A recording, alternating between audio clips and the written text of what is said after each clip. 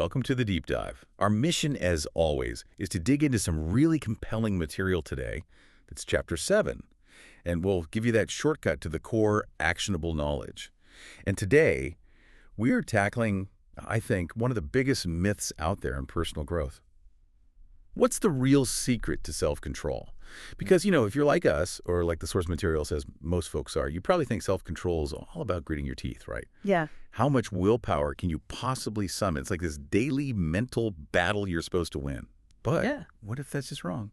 What if the best way to handle bad habits has basically nothing to do with fighting them head on? That's it exactly, and that's the pivot we need to make right away. Relying purely on self-control, on willpower, it's really a short-term fix. It's not built for the long haul. I mean, think about it. If you expect yourself to constantly fight off every single temptation every day, well, you're kind of setting yourself up to fail eventually. The source puts it pretty bluntly. Yeah. You're unlikely to muster the willpower to override your desires every time. It's just not sustainable. Right. And that failure, that whole cycle of trying so hard, slipping up, feeling guilty, that's why things like, procrastinating or checking your phone again or eating junk food can feel impossible to shake. We burn so much energy trying to just white-knuckle it through the day, thinking, oh, I just lack discipline. But maybe we're just tackling the problem the wrong way entirely. Exactly. It's not really about a lack of moral character or anything. It's actually rooted deep in our psychology, our neurology even. You can think of habits like these paths worn into your brain. And once those mental grooves of habit have been carved, as the source says, they're almost impossible to just erase completely. So you can stop using the path, but the path itself is kind of still there. Precisely. You might break a habit for a while, maybe a few weeks, maybe longer, but you're probably never going to truly forget it. It's always there, lurking, just waiting for the right trigger. Okay, that makes sense. That's the neurological piece we have to accept. Yeah. And that leads straight to the big cost of relying only on willpower, if that habit's always potentially there. Then the mental energy needed just to keep it down, to resist, must be huge. It is. Resisting temptation, it just takes too much energy. Willpower isn't infinite, right? We forget that sometimes. Our lives aren't lived in some calm little bubble. They're messy, full of interruptions, maybe a stressful meeting, maybe you didn't sleep well, maybe some small crisis pops up. Yeah, real life happens. Right. And it's almost impossible to stay constantly vigilant, to fight off every single cue when your brain is already tired or stressed. The source points out the second you're distracted or worn down, bam, that old habit groove just takes over, often without you even thinking about it. Wow. Okay, so it sounds like we're basically pouring all our effort into fighting a battle that's like rigged against us from the start.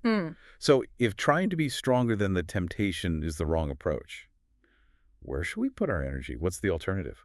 We need to change the battlefield. That's the big shift. Instead of focusing your energy on fighting the temptation itself, you spend it becoming, let's say, the architect of your own environment. You optimize things so that the good behavior takes less energy and the bad behavior takes more. Ah, okay, so that's the shortcut the chapter talks about. Wait, so you mean I don't actually have to try harder, it's more about like moving my stuff around where I keep the snacks. Yeah, essentially. That's the real secret to self-control they're pointing to. You make the cues for your good habits really obvious, easy to see, and then, and this is the key part for killing bad habits, you make the cues for your bad habits invisible. Invisible, okay. How does that actually work, though? Well, think back to the basic laws of behavior change from the source material. The first law is usually make it obvious, right? To build a good habit. So this chapter gives us the flip side, the inversion, make it invisible. If you remove the thing that triggers the habit in the first place. And the craving, the desire, maybe it never even gets going. You're cutting it off at the source. Exactly. You're starving it before it can really take hold. The sources really emphasize this. Remove just one single cue, and often the entire habit will fade away. The temptation just doesn't bubble up to your conscious awareness as much. Like the example of the beer in the fridge. If seeing it triggers the desire. Or you hide it in the back behind the milk or something. Yeah.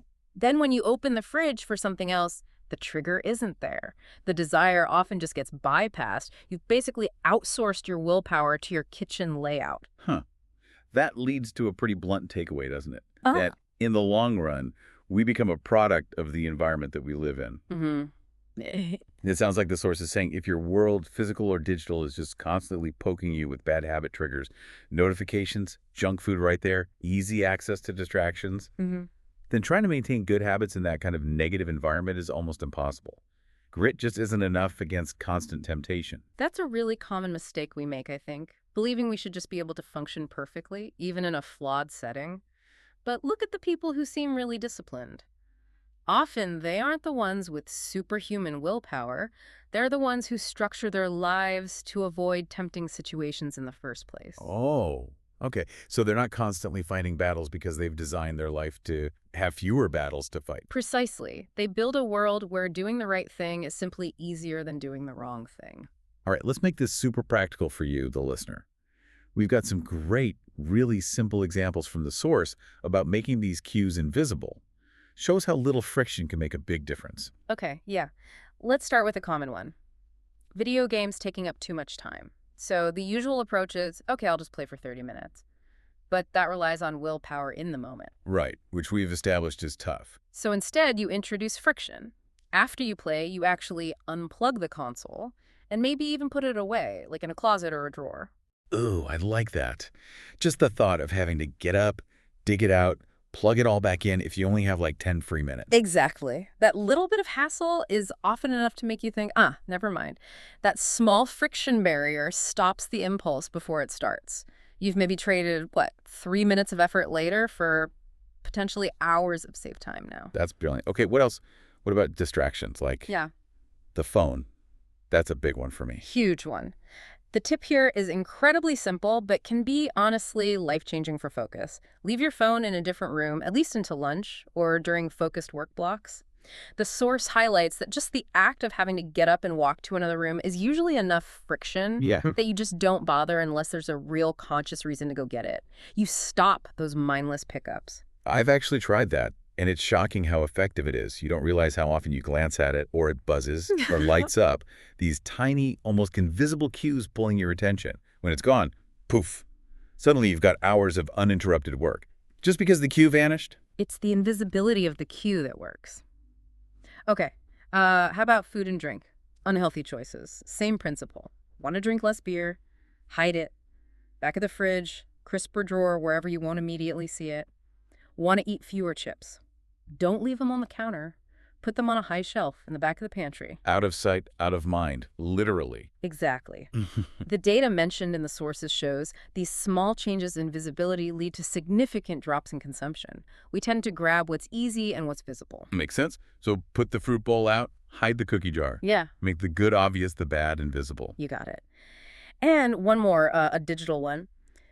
Social media apps on your phone. Oh boy, yeah. Instead of that constant battle, that urge to just quickly check, delete the apps entirely. Whoa, entirely, not just move them. Well, deleting adds the most friction. Think about it. Now, if you want to check Instagram or whatever, you have to consciously go to the App Store, search for it, download it, wait, then log in. Okay, yeah, that's a multi-step process compared to just tapping an icon. Right. That barrier, having to log in maybe every single time, dramatically cuts down the mindless scrolling. The source even notes it can sometimes be weeks before people bother to go through all that hassle again. It really is amazing how little friction you need to stop unwanted behavior. We're not talking about like locking things in a safe, just moving a cable, walking 10 feet, deleting an app. Imagine doing that consistently, making dozens of these tiny environmental tweaks. You're essentially letting your environment handle the willpower part for you, trading effort for ease. And that really brings us back to the core question, the big idea driving this whole chapter. You need to be asking yourself constantly, how can I design my world so it's easy to do what's right? That's the principle. That's how you bypass the need for that constant, draining, short-term discipline. So wrapping up this deep dive, the big takeaway for you, the learner, is really to embrace this shortcut. Stop trying to just be stronger than your surroundings. Instead, step back, become the architect. Redesign your life, your workspace, your digital spaces, so that the things that matter most are also the easiest things to do, and the things you want to avoid. Make them harder to start. And maybe here's a final thought to chew on about this idea of friction. Think about how universal this is, whether you're working on yourself or you're a parent, a coach, a manager, a leader. The fundamental answer to shaping behavior often comes back to this same principle, optimizing the environment. Because in the end, a well-designed system usually beats sheer intention. Go design your life.